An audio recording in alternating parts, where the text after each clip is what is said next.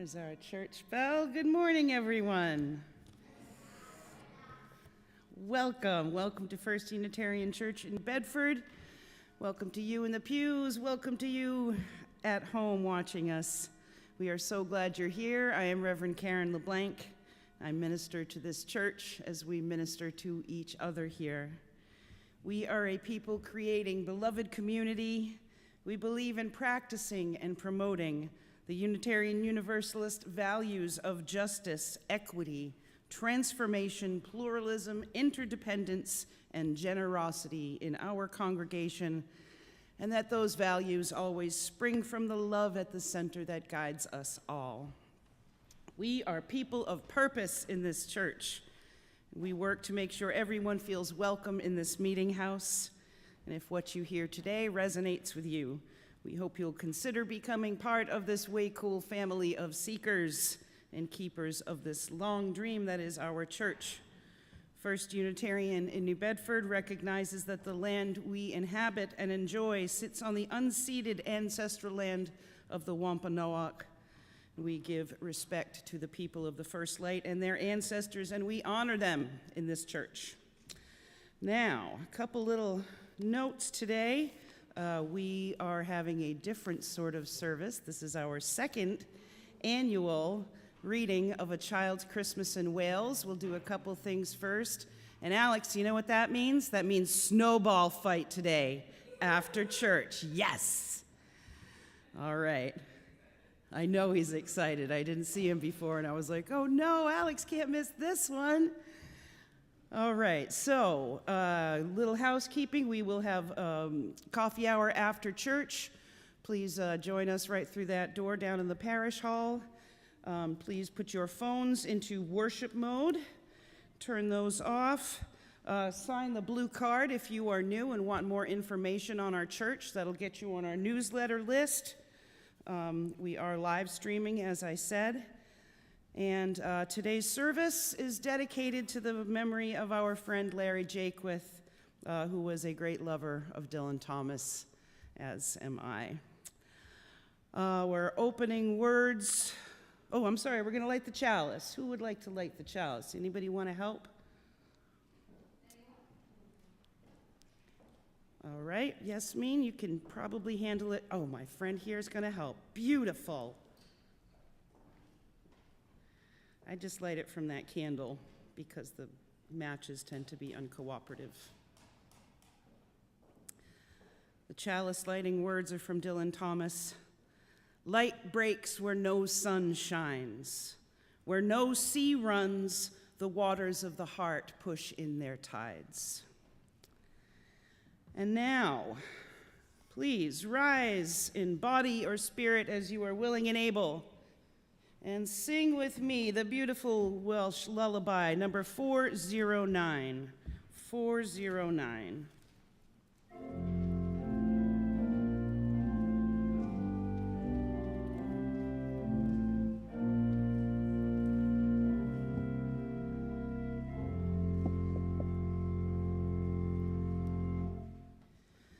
Sleep, my child, and peace attend you all through the night. I who love you shall be near you all through the night. Soft the drowsy hours are creeping, hill and vale and slumber sleeping. I my loving vigil keeping all through the night. Mother, I can feel you near me all through the night. Father, I know you can hear me all through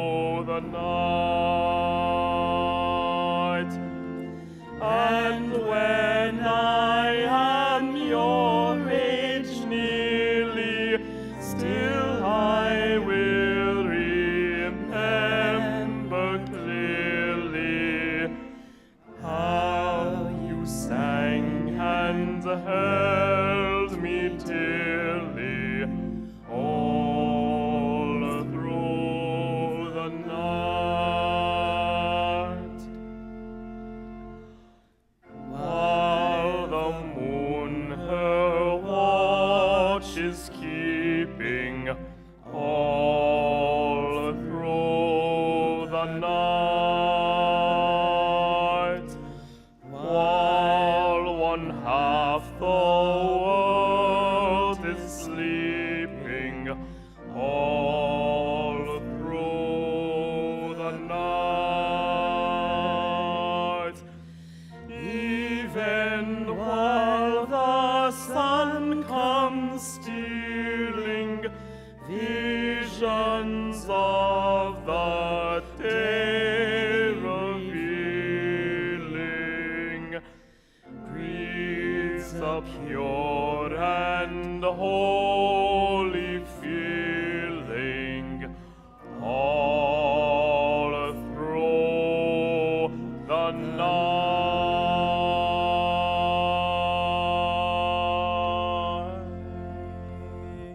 Take the time to greet one another.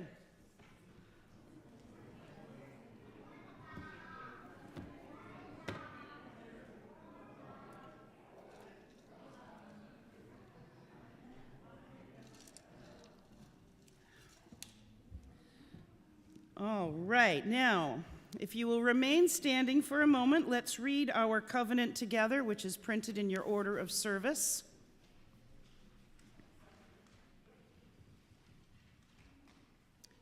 We come together as a religious community, upholding freedom of conscience, right relationship, and the inherent worth of all people. We value our diversity and pledge to care for one another in the spirit of compassion, to speak and listen to each other with respect, and to promote justice and kindness in the world. Please have a seat.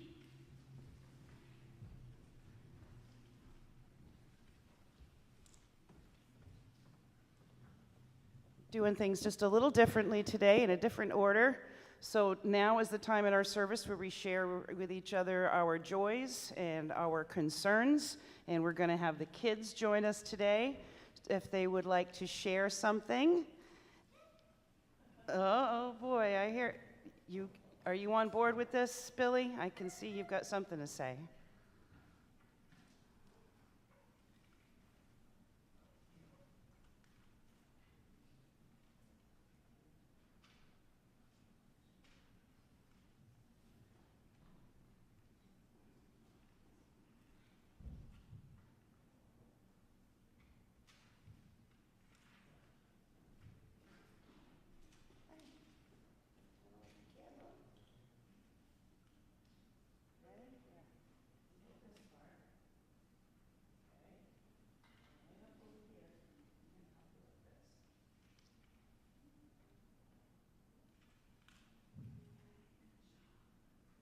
Something you'd like to tell people? How's it going with your new sister? She's so cute. I knew it. Thanks, Billy.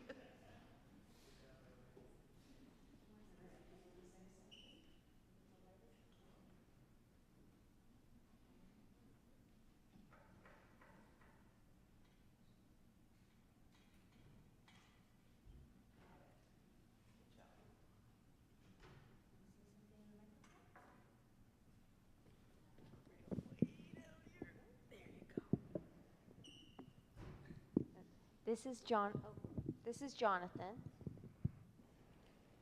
Say hi. Hi, Jonathan. Do you want to tell anyone anything? No? Okay, come on. That's how you pass on psychic messages. You just hold it against your forehead, and we got it. We got it. Come on, Bree.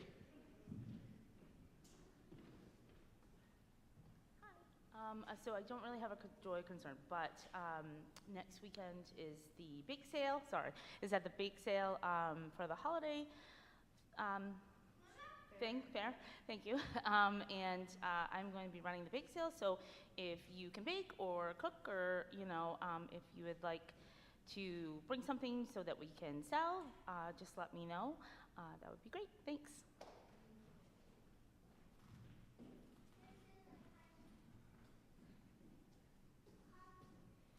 Hello, I'm Jack. I've talked about it here before. We're going to have a fundraiser on January 1st, on New Year's Day, jumping in the ocean on West Beach, near Lynn Whitney's house. And the great joy is that Karen has agreed to jump in with us.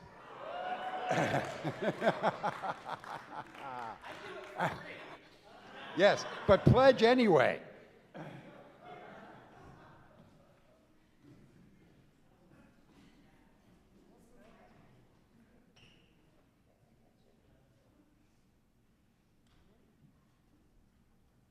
This one's my turn. I'm Mari, and I just wanted to share that Jonathan has been staying at our home as a foster child, and we're so happy to have him with us, and that's what's been making me happy.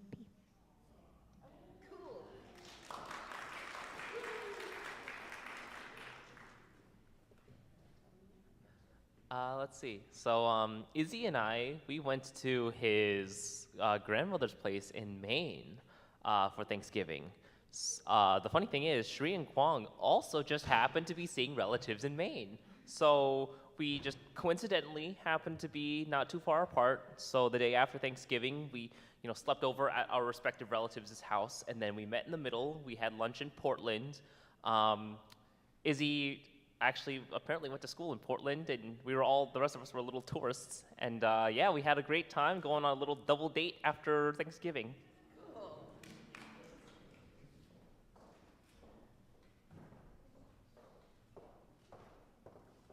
Happy everything, everyone. I have obviously a joy and concern. I thought I missed my relatives, and I didn't really have the aunts and the uncles, and I remember singing on the way, Grandma got run over by a reindeer, and I always had a big family, and this was my first year that it was just really mellow, and I got to reflect, and I thought, am I different? Is everyone experiencing some turbulence in their life where it ebbs and flows and you're surrounded by people and the hustle and bustle? And then there are those years that it's like, wait a minute, I'm missing people, but I'm not really. I'm enjoying the silence. So for all those who got to listen to Alice's Restaurant, and for those who might not know it, you should know it. So that my candle is for those who didn't have family during this time. It's okay, we're your family. And then my next candle is on the 21st of December, the Way Cool Sunday School will be hosting the solstice service. So we look forward to seeing you all there, and if you would like to participate and be part of it, also see me when you're dropping off your baked goods with Bree at our holiday market next Saturday at 10 a.m.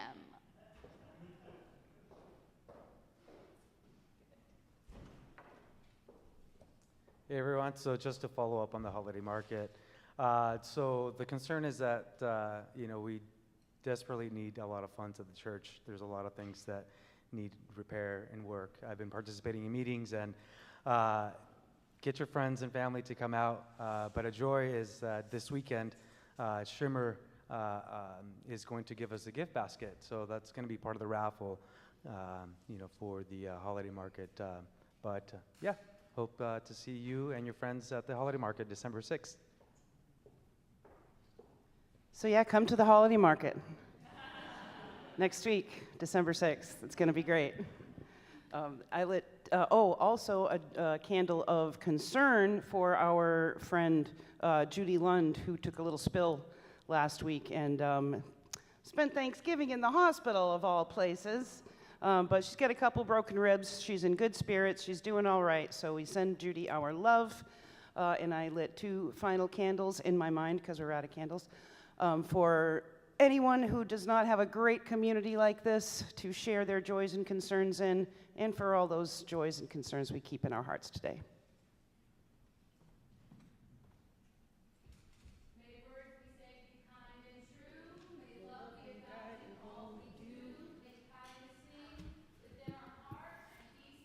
Be with us till we're apart.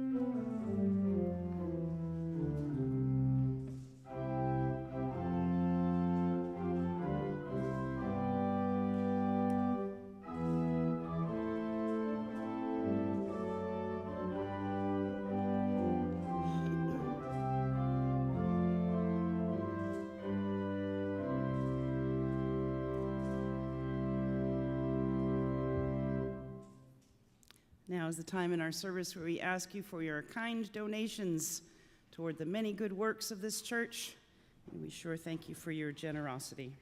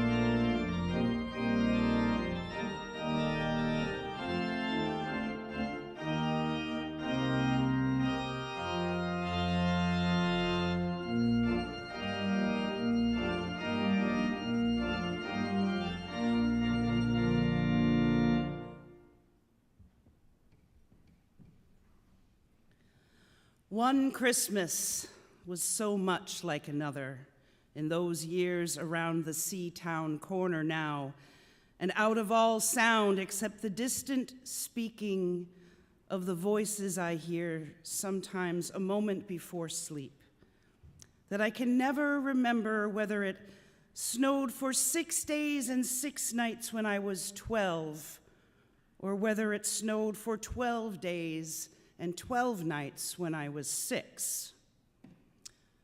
All the Christmases roll down toward the two-tongued sea, like a cold and headlong moon bundling down the sky that was our street. And they stop at the rim of the ice-edged, fish-freezing waves, and I plunge my hands in the snow and bring out whatever I can find. In goes my hand into the wool-white, bell-tongued ball of holidays resting at the rim of the carol-singing sea, and out come Mrs. Prothero and the firemen. It was on the afternoon of Christmas Eve, and I was in Mrs. Prothero's garden waiting for cats with her son Jim. It was snowing. It was always snowing at Christmas. December in my memory is white as Lapland, though there were no reindeer. but there were cats. Patient, cold, and callous, our hands wrapped in socks, we waited to snowball the cats. Sleek and long as jaguars and horrible whiskered, spitting and snarling, they would slink and sidle over the white back garden walls. And the lynx-eyed hunters, Jim and I, fur-capped and moccasined trappers from Hudson Bay off Mumbles Road, would hurl our deadly snowballs at the green of their eyes. The wise cats never appeared. We were so still. Eskimo-footed Arctic marksmen in the muffling silence of the eternal snows, eternal ever since Wednesday, that we never heard Mrs. Prothero's first cry from her igloo at the bottom of the garden. Or if we heard it at all, it was to us like the far-off challenge of our enemy and prey, the neighbor's polar cat. But soon the voices grew louder. "Fire!" cried Mrs. Prothero, and beat the dinner gong. And we ran down the garden with the snowballs in our arms toward the house, and smoke indeed was pouring out of the dining room, and the gong was bombulating, and Mrs. Prothero was announcing ruin like a town crier in Pompeii. This was better than all the cats in Wales standing on a wall in a row. We bounded into the house, laden with snowballs, and stopped at the open door of the smoke-filled room. Something was burning, all right. Perhaps it was Mr. Prothero, who always slept there after midday dinner with a newspaper over his face. But he was standing in the middle of the room saying, "A fine Christmas," then smacking at the smoke with a slipper. "Call the fire brigade," called Mrs. Prothero as she beat the gong. "They won't be there," said Mr. Prothero. "It's Christmas. Do something." There was no fire to be seen, only the clouds of smoke and Mr. Prothero standing in the middle of them, waving his slipper as though he were conducting. "Do something," he said. And we threw all of our snowballs into the fire and the smoke. I think we might have missed Mr. Prothero.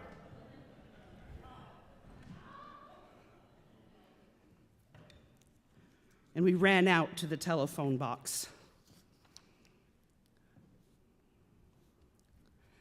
"Let's call the police and the ambulance." And Ernie Jenkins, he likes fires. But we only called the fire brigade. And soon the fire engine came, and 3 tall men in helmets brought a hose into the house. And Mr. Prothero got out just in time before they turned it on. Nobody could have had a noisier Christmas. And when the firemen turned off the hose and were standing in the wet, smoky room, Jim's aunt, Miss Prothero, came downstairs and peered in at them. Jim and I waited very quietly to hear what she would say to them, because she said the right thing always. She looked at the 3 firemen, tall in their shining helmets, standing among the smoke and cinders and dissolving snowballs, and she said, "Would you like anything to read?"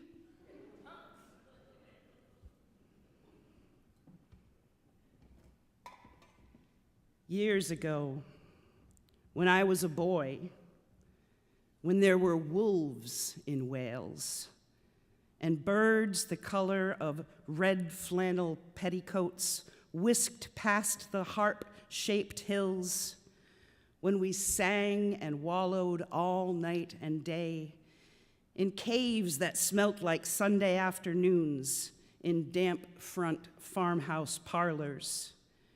And we chased with the jawbones of deacons the English and the bears, before the motor car, before the wheel, before the Duchess-faced horse, when we rode the daft and happy hills bareback.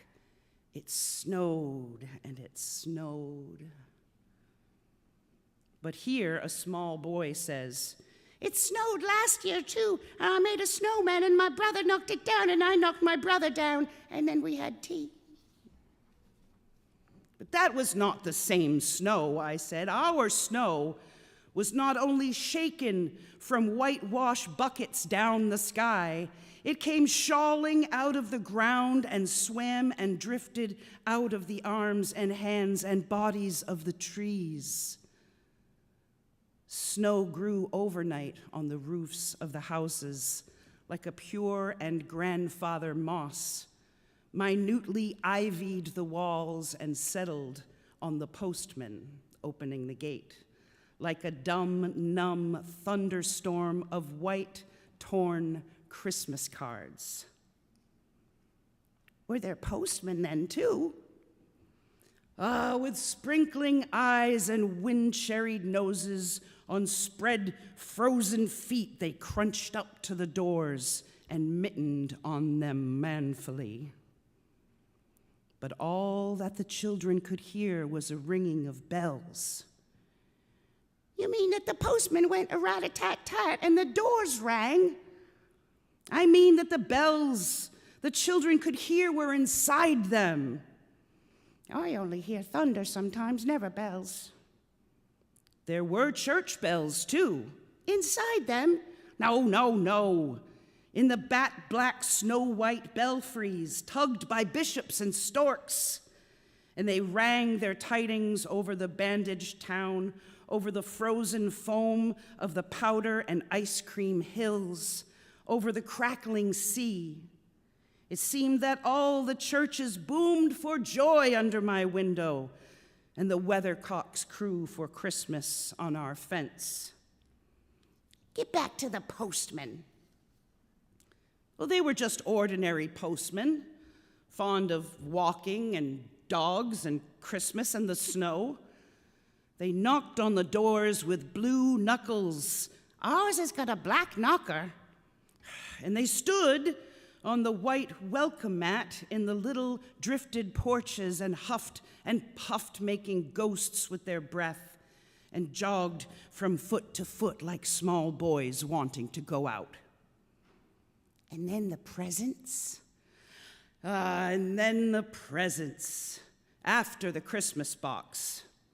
And the cold postman with a rose on his button nose tingled down the tea tray slithered run of the chilly, glinting hill. He went in his ice-bound boots like a man on fishmonger's slabs. He wagged his bag like a frozen camel's hump, dizzily turned the corner on one foot, and by God, he was gone. Hey, get back to the presents. There were the useful presents, engulfing mufflers of the old coach days and mittens made for giant sloths, zebra scarfs of a substance like silky gum that could be tug-o-warred down to the galoshes, blinding tam-o'-shanters like patchwork tea cozies and bunny-suited busbies and balaclavas for victims of head-shrinking tribes.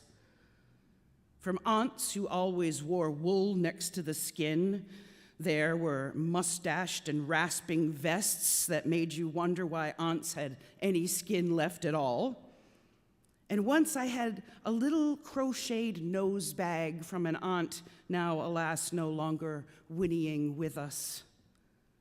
And pictureless books in which small boys, though warned with quotations not to, would skate on Farmer Giles' pond and did, and drowned. And books that told me everything about the wasp except why. Go on to the useless presents. Bags of moist and many-colored jelly babies, and a folded flag, and a false nose, and a tram conductor's cap, and a machine that punched tickets and rang a bell. Never a catapult. Once, by mistake that no one could explain, a little hatchet, and a celluloid duck that made, when you pressed it, a most unduck-like sound.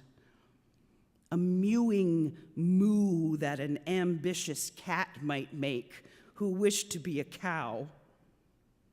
And a painting book in which I could make the grass, the trees, the sea, and the animals any color I pleased. And still, the dazzling sky blue sheep are grazing in the red field under the rainbow-billed and pea-green birds. Hard-boileds, toffee, fudge, and all sorts. Crunches, cracknels, humbugs, glaciers, marzipan, and butter Welsh for the Welsh. And troops of bright tin soldiers who, if they could not fight, they could always run. And snakes and families and happy ladders. And easy hobby games for little engineers, complete with instructions. Oh, easy for Leonardo. And a whistle to make the dogs bark, to wake up the old man next door, to make him beat on the wall with his stick, to shake our picture off the wall. And a packet of cigarettes.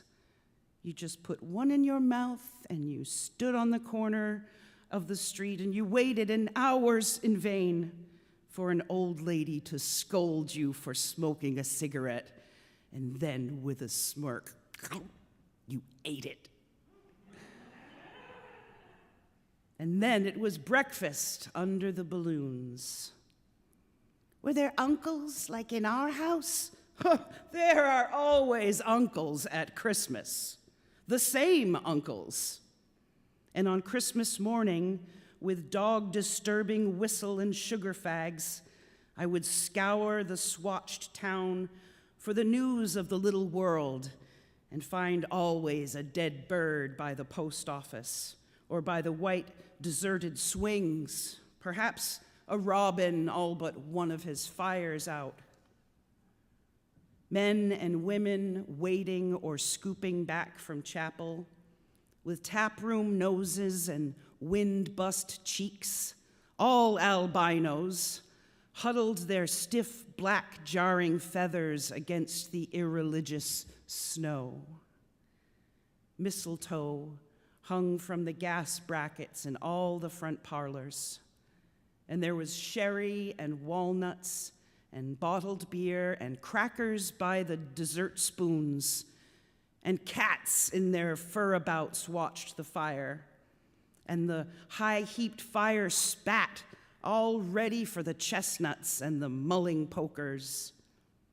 Some few large men sat in the front parlors without their collars, uncles almost certainly, trying their new cigars, holding them judiciously at arm's length, returning them to their mouths, coughing, and then holding them out again, as though waiting for the explosion.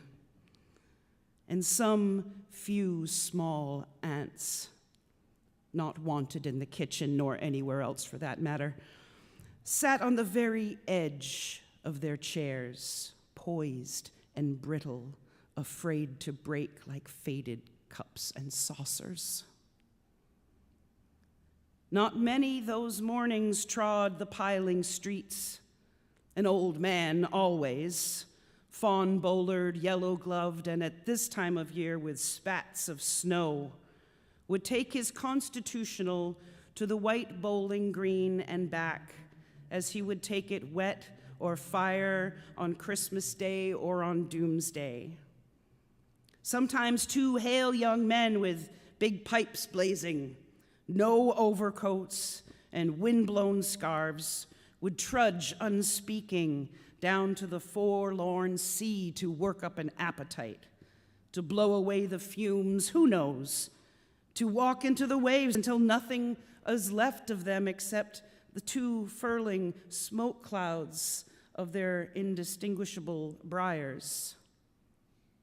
Then I would be slapdashing home, the gravy smell of the dinners of others, the bird smell, the brandy, the pudding and mince coiling up to my nostrils, when out of a snow-clogged side lane would come a boy, the spit of myself, with a pink-tipped cigarette and the violet past of a black eye, cocky as a bullfinch, leering all to himself.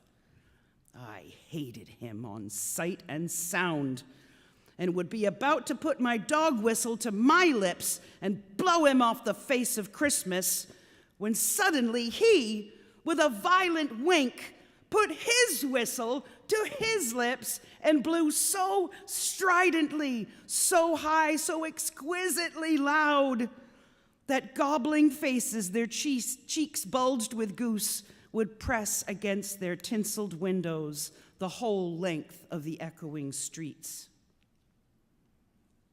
For dinner, we had turkey and blazing pudding. And after dinner, the uncles sat in front of the fire, loosed all buttons, and put their large, moist hands over their watch chains, groaned, and slept. Mothers, aunts, and sisters scuttled to and fro, bearing tureens. Aunt Bessie, who had already been frightened twice by a clockwork mouse, whimpered at the sideboard and had some elderberry wine. The dog was sick. Aunt Dozy had to have 3 aspirins, but Auntie Hannah, who liked port, stood in the middle of the snowbound backyard singing like a big-bosomed thrush. I would blow up balloons to see how big they would blow up to, and when they burst, which they all did, the uncles jumped and rumbled. In the rich and heavy afternoon, the uncles breathing like dolphins and the snow descending, I would sit among festoons and Chinese lanterns and nibble dates and try to make a model man-o-war following the instructions for little engineers, and produce what might be mistaken for a seagoing tram car. Or I would go out, my bright new boots squeaking, into the white world, onto the seaward hill, to call on Jim and Dan and Jack, and to pad through the still streets, leaving huge footprints on the hidden pavement. I bet people will think there's been hippos. What would you do if you saw a hippo coming down our street? I'd go like this, bang! And then I'd throw him over the railing and roll him down the hill, and then I'd tickle him under the ear and he'd wag his tail. Huh, what would you do if there were 2 hippos? Iron-flanked and bellowing he-hippos clanked and battered through the scudding snow toward us as we passed Mr. Daniel's house. Let's post Mr. Daniel a snowball through his letterbox. Let's write things in the snow. Let's write Mr. Daniel looks like a spaniel all over his lawn. Or we walked on the white shore. Can the fishes see it snowing? The silent, one-clouded heavens drifted onto the sea. Now we were snow-blind travelers lost on the North Hills, and vast dew-lapped dogs with flasks around their necks ambled and shambled up to us, baying, "Excelsior!"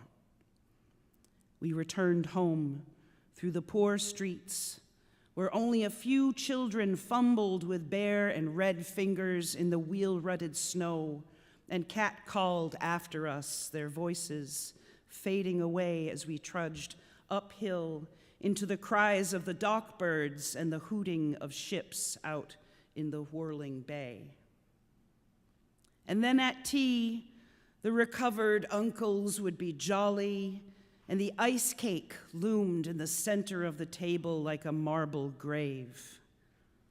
Auntie Hannah laced her tea with rum, because it was only once a year. Bring out the tall tales now that we told by the fire as the gaslight bubbled like a diver.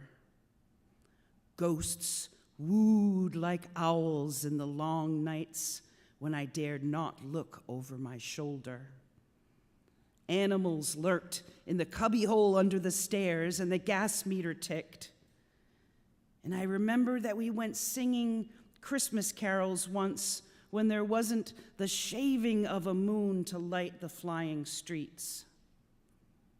At the end of a long road was a drive that led to a large house. We stumbled up the darkness of the drive that night, each one of us afraid, each one of us holding a stone in his hand just in case, and all of us too brave to say a word. The wind through the trees made noises as of an old and unpleasant, maybe wed-footed man wheezing in a cave. We reached the black bulk of the house. What shall we give them? Hark the herald? No, Jack said. Good King Wenceslaus. I'll count 3. 1, 2, 3. And we began to sing our voices high and seemingly distant in the snow-felted darkness round the house that was occupied by nobody we knew. We stood close together near the dark door. Good King Wenceslaus went out on the feast of Stephen.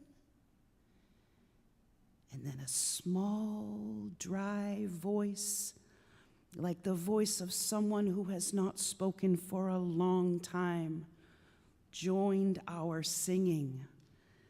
A small, dry, eggshell voice from the other side of the door. A small, dry voice through the keyhole. And when we stopped running, we were outside our house. The front room was lovely. Balloons floated under the hot water bottle gulping gas. Everything was good again and shone over the town. Perhaps it was a ghost, Jim said. Perhaps it was trolls, Dan said, who was always reading. Let's go in and see if there's any jelly left, Jack said. And we did that. Always on Christmas night there was music. An uncle played the fiddle, a cousin sang Cherry Ripe, and another uncle sang Drake's drum. It was very warm in the little house. Auntie Hannah, who had got on to the parsnip wine, sang a song about bleeding hearts and death, and then another in which she said her heart was like a bird's nest, and then everybody laughed again, and then I went to bed. Looking through my bedroom window, out into the moonlight and the unending smoke-colored snow, I could see the lights in the windows of all the other houses on our hill and hear the music rising up from them, up the long, steady, falling night. I turned the gas down. I got into bed. I said some words to the close and holy darkness, and then I slept. The end. Thank you very much. That is such a pleasure to read. If you'll excuse me for just 1 second. Very dry in the throat. Ah, there. Whew. I needed that about 3 pages ago. So let's see. How about if we together sing Good King Wenceslaus? Please rise in body or spirit if you are willing and able. It is printed in the order of service, so you don't need to go fumbling for it.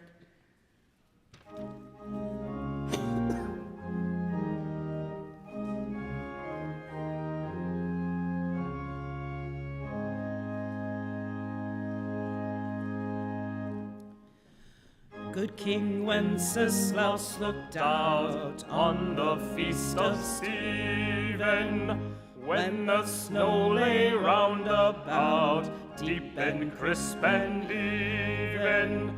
Brightly shone the moon that night, though the frost was cruel.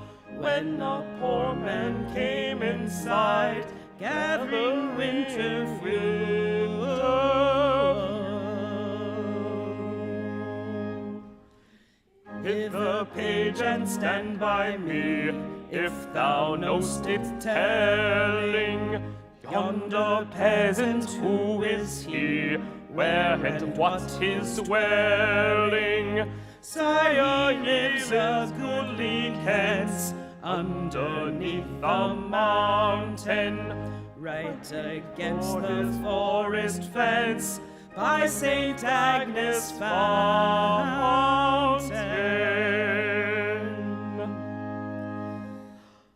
Bring me flesh and bring me wine, bring me pine longs hither. Thou and I shall see him dine, when we bear them thither. Page and monarch, forth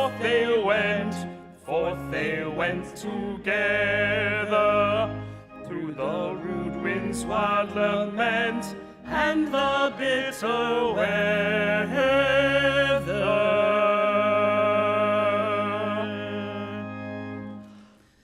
Sire, the night is darker now, and the wind blows stronger. Fails my heart, I know not how, I can go no longer. Mark my footsteps, good my page, tread thou in them boldly. Thou shalt find the winter's rage, freeze thy blood less coldly. In his master's step he trod, where the snow lay dinted. It was in the very sod which the saint had printed. Therefore, Christian men, be sure, wealth or rank possessing, ye who how will bless the poor, shall yourselves find blessing.